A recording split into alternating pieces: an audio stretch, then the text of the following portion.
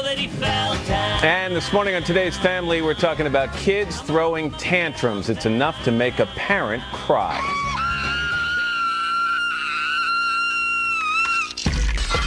You are a spoiled, rotten little brat. Right head of me! Most of us have been in a situation where a child has acted out.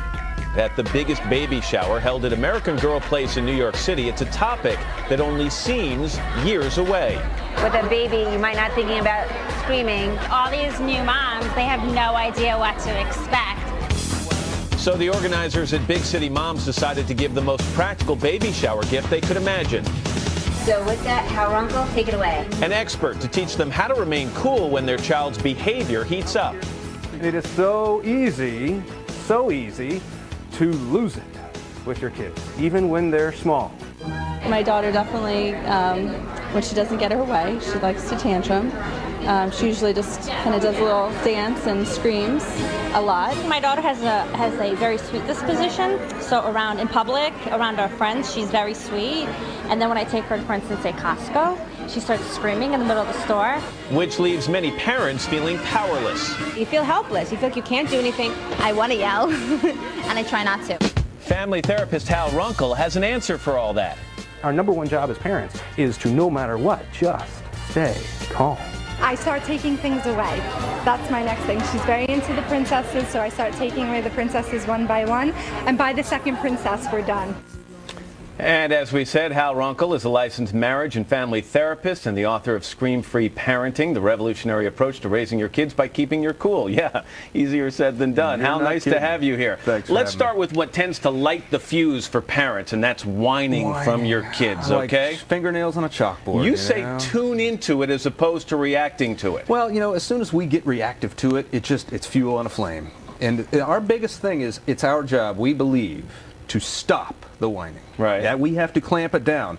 All of us, though, realize the more I try and control my kids that way, the more out of control they become. But what if they don't stop whining? What if you try to stay calm and it just continues and continues? You know, ultimately, look, if you don't stop whining, then this is what's going to happen. We're going to take you into your room. We're going to put you in timeout. We're going to take something away, just letting you know. But the one thing that I have to commit to is I'm not going to start whining myself. And that's what we typically do. A lot of parents know that whining can lead to tantrums. You start with the whining, you end up in a tantrum. And I like your take on a popular saying on this. For parents, you say, don't just do something, stand there. Stand there. You know, so just ignore it? No. That's absolutely not what you do. Because if you ignore it, again, fuel on a flame.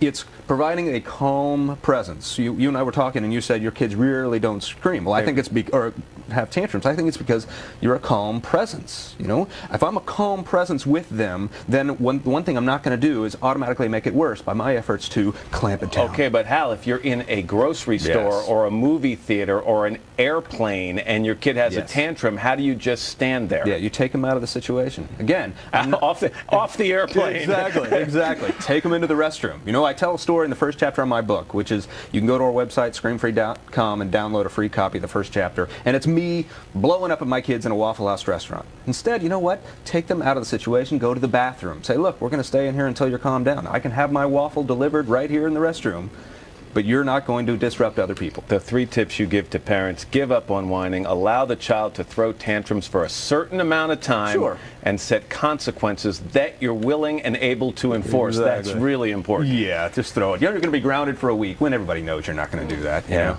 There's no such thing as scream-free kids, but there can be a scream-free parent. All right, Hal, thanks. Good to have you here. Thanks for having me. Good advice for a lot of people. When we come back, Martha Stewart decorating for Halloween, but first, your local news.